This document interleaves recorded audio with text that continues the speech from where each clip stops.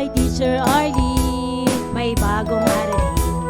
Halina't matuto kay Teacher Arlene, isa, dalawa, tatlo. Sasamahan ko kayong magbasa't magsulat, mag-drawing, maggulay, matututin sa math. Halina't pakinggan mga kwento ko sa inyo,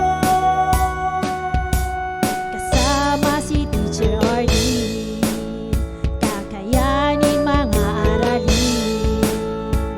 Kasama si Teacher Arlene.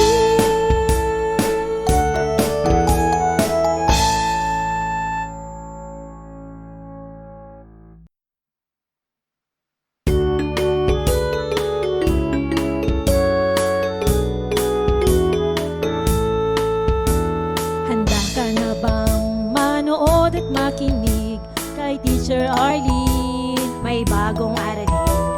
Halina't matuto kay Teacher Arlene,